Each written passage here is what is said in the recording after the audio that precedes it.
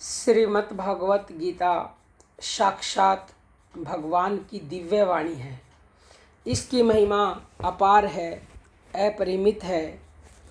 इसका यथार्थ में वर्णन कोई नहीं कर सकता।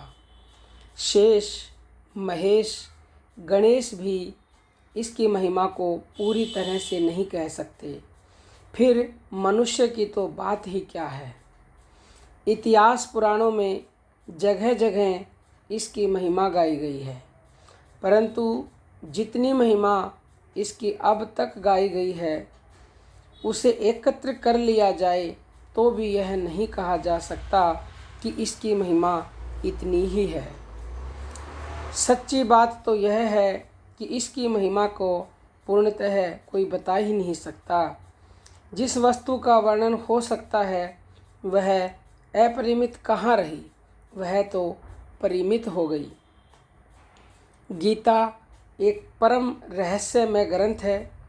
इसमें संपूर्ण वेद और शास्त्रों का सार संग्रह किया गया है। इसकी रचना इतनी सरल और सुंदर है कि थोड़ा अभ्यास करने से भी मनुष्य इसको सहज में ही समझ सकता है, परंतु इसका आशय इतना गूढ़ और गंभीर है कि आजीवन निरंतर अभ्यास करते रहने पर भी उसका अंत नहीं आता। प्रतिदिन नए नए भाव मन में उत्पन्न होते ही रहते हैं। इससे वह सदा नया ही बना रहता है एवं एकाग्रचित्त होकर के श्रद्धा, भक्ति, विश्वास पूर्वक विचार करने से इसके पद पद में परम रहस्य भरा हुआ प्रतीत होता है। भगवान के गुण, प्रभाव, स्वरूप, मर्म और उपासना का तथा कर्म एवं ज्ञान का वर्णन जिस प्रकार गीता शास्त्र में किया गया है वैसा अन्य ग्रंथों में एक साथ मिलना कठिन है। भगवत गीता एक ऐसा अनुपमेय अनमोल शास्त्र है जिसका एक भी शब्द सुउपदेश से खाली नहीं है।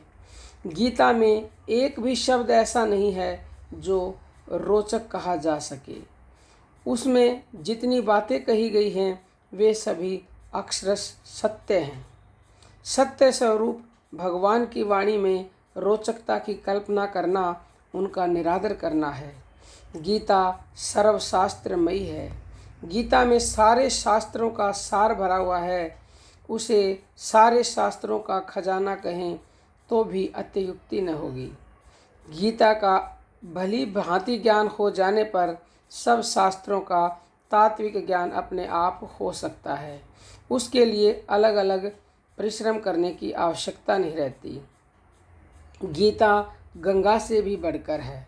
शास्त्रों में गंगा स्नान का फल मुक्ति बताया गया है, परंतु गंगा में स्नान करने वाला स्वयं मुक्त हो सकता है, वह दूसरों को तारने की सामर्थ्य नहीं रखता।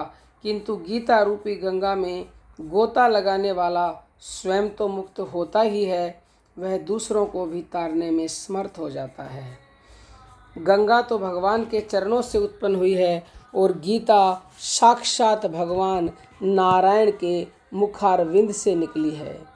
फिर गंगा तो जो उसमें आकर स्नान करता है उसी को मुक्त करती है, परंतु गीता तो घर घर में उन्हें मुक्ति का मार्ग दिखलाती है। इन सब कारणों से गीता को गंगा से भी बढ़कर कहा गया है। गीता को सर्वशास्त्रमयी बताया है। अभी जो हमने आपको बताया उसके अनुसार महाभारत में भी कहा गया है सर्वशास्त्रमयी गीता। भीष्म पर्व अध्याय 44 के श्लोक नंबर 4 में। परंतु इतना ही कहना पर्याप्त नहीं है, क्योंकि सारे शास्त्रों की उत्पत्ति वेदों से हुई। वेदों का प्राकट्य भगवान ब्रह्मा जी के मुख से हुआ और ब्रह्मा जी भगवान के नाभि कमल से उत्पन्न हुए हैं। इस प्रकार शास्त्रों और भगवान के बीच में बहुत अधिक व्यवधान पड़ गया, किंतु गीता तो स्वयं भगवान के मुखारविंद से निकली है।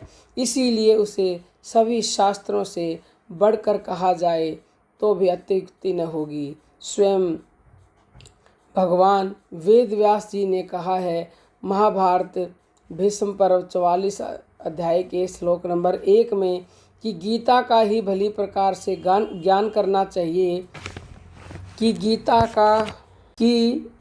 का ही भली प्रकार से गान करना चाहिए। अन्य शास्त्रों के विस्तार की क्या आवश्यकता है, क्योंकि वह स्वयं पद्मनाभ भगवान के साक्षात मुख कमल से निकली हुई है। गीता भगवान का श्वास है, हृदय है और भगवान की ही मूर्ति है। जिसके हृदय में, वाणी में, शरीर में तथा समस्त इंद्रियों एवं उनकी क्रियाओं में गीता रम गई है, वह पुरुष साक्षात गीता की मूर्ति है।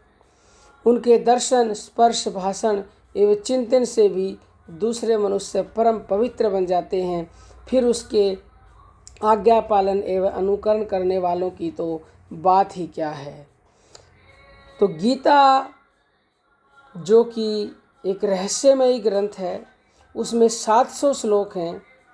यदि आप डेली 700 श्लोकों का पठन कर रहे हो, बहुत अच्छी बात है।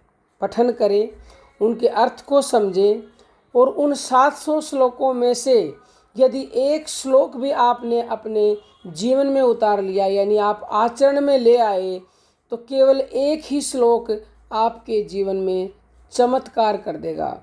क्योंकि सिर्फ सुन करके और उसे छोड़ना नहीं है, उसे वहीं पर उड़ाना नहीं है, उसे अपने जीवन में उतारना। किसी भी एक श्लोक को ले लीजिए, अगर उसी के अनुसार आपने अपना जीवन बना लिया, आचरण कर लिया, तो यकीन मानिए चमत्कार नहीं, महाचमत्कार जीवन में होने लगेंगे। क्योंकि गीता से बढ़कर कोई ग्रंथ है ही नहीं।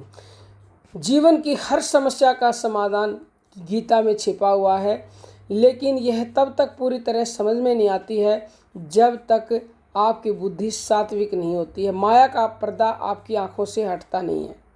तो वो हटेगा जब आप निरंतर भगवान नाम का जप करेंगे। जप करें, साथ में भला ही आप गीता पढ़ते रहो, तो गीता के अर्थ आपको इस तरह से समझ में आने लगेंगे कि जैसे सब कुछ आपके सामने घटित हो रहा है, और फिर अपने जीवन में भी आप उसे उतारना चाहोगे।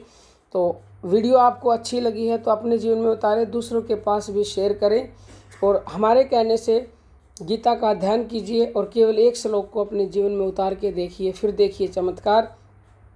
और कोई भी प्रश्न हो आपका तो 9958515054 पर व्हाट्सएप मैसेज करके पूछ सकते हो, या फिर यूट्यूब पर पूछ सकते हो। और बहुत ही जल्द यानी कि 27 अक्टूबर को गुजरात वडोदरा में मिलेंगे। आप सबको वहां पर इनवाइट किया जा रहा है। बहुत ही भव्य एंड विशाल सत्संग एवं योग साधना शिविर है, जो कि बिल्कुल निःशुल्क है। रहना, खाना, पीना, सत्संग, साधना, नाम, दीक्षा सब निःशुल्क है। आप बस टिकट करवाइए और वहाँ पहुँच जाइए। अब हम अपनी वाणी को विराम देते हैं। जय जय श्री राम।